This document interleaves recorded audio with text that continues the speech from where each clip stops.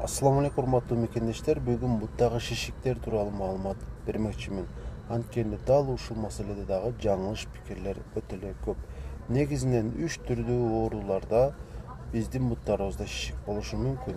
Биринчиси бөйрөк ооруса, экинчиси жүрөгүбүз ооруса, жүрөк кан тамыр системасында кандайдыр маселелер болуп. Үчүнчүсү болсо муун ооруларында. Муун ооруларындагы өзгөчөлүк бир эле бут шишип калышы мүмкүн. Ушудан айырмалай алсаңыздар болот. Андан сырткары дагы буларды айырмалаган бир топ эле критерийлер бар. Жана албетте нормада дагы буттарыбыз шишип турат. Ушуну дагы эске албай кое албайбыз. Эгерде нормада бут шиший турган болсо эмне болот? Кечке чейин бутуңуз шишип калып, кечкурун эс алгандан кийин эртең менен буттарыңыз жакшынакай болуп калса, демек бул нормадагы буттардын шишиши. Ошондой эле нормадагы буттардын шишишиндеги дагы бир ушундай түрү бар. Мындайча айтканда, шишик кетпеш деле мүмкүн эртең менен, бирок бул сизде кандайдыр бир оору бар экендигин тастабашы мүмкүн.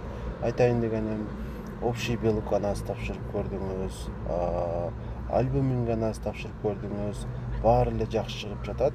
Бөйрөк дагы жакшы, жүрөк дагы жакшы.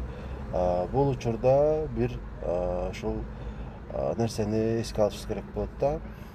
Негизинен ушул врачка барганыңызда сизди жакшылап текшерип, баардык текшерүүлөрдөн өткөндөн кийин, эгерде буттагы шишиктин себеби аныкталбаган болсо, негизинен сизге ушул саара айдоочу ушундай таблеткаларды сунуштайт жана убактылуу ошолорду ичип, ашыкча сууларды кетирип, организмдеги буттагы шишиктерди кетирсе болот.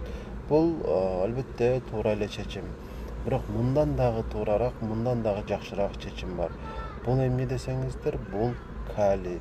Көп эле учурда биз буга маани бере бербейбиз. Врачтар көбүнчө тузду азайт деп айтат, бирок калий жөнүндө сөз кылбайт деле. Эгерде бизде ушул организмибизде калий жетишсиз болуп жатса дагы, шишиктер болушу мүмкүн. Ошол себептүү таблетка менен эмес, ушул туура табигый жол менен, мындайча айтканда азык заттар менен калийди көбөйткөнгө аракет кылып көрсөк жакшы болот. Мындайча айтканда, калийге бай азыктарды жеп турушту мен сунуштаймын. Кайсылар кирет? Негизи ар бир эле азыкта калий болот, бирок көбүрөөк камтый турган ушундай азыктар бар. Ошолордун 4-5өсүн санап өтөйүн. Биринчиси бул өрүк как. Өрүк какты билесиздер.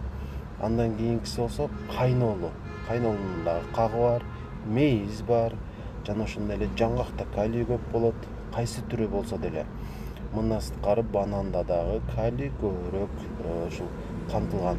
Ушул азыктарды рационго киргизиш керек, жана баары бирегей эмес. Мисалы бүгүн өрүк как жеген болсоңуз, эртең мейиз жеңиз, бүрсүгүн банан жеңиз. Ошентип кезектештирип калийди өзүнө көп камтыган азыктарды жеп турсаңыздар, ошол организмдин суткалык ушул калийге болгон муктаждыгы канааттандырылган болуп дагы, ошонун эсебинен буттарыбызда деги эле организмибиздин баардык жеринде шишиктер болбой калат. Биз тузду азайтышыбыз эмес, сууну кетиришибиз эмес, калийди көбөйтүшүбүз керек. Ошондо бизде шишик болбойт. Ошол себептүү өйдө айтылган азыктарды рационго киргизип, ошолорду дагы жеп турганга аракет кылыңыздар. Жана ар бир эле адам ушул сөзсүз түрдө бир жылда бир жолу чекап кылып, эң зарыл болгон анализдерди тапшырып кое бериш керек.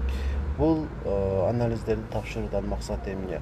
Бул анализдерди тапшыруудан максат кокусунан келүүчү жаман оорулардын алдын алуу. Мисалы үчүн, кээ бир адамдардын кокустан эле бөйрөгү толугу менен иштебей калган болуп калат. Кокустан эле кээ бир адамдын ушул боорунда өтө олуттуу маселе жаралып калат. Дагы башка нерселер болушу мүмкүн. Ошол себептүү чекап деп аталган бир 2000 сомдук балким анализдерди тапшырып коюш керек. Кайсы анализдерди буга чейин дагы айтканмын, бүгүн дагы кайталап кое берейин. Мисалы, боордун анализдеринен ALT, AST'ни тапшырсаңыз жетиштүү болот.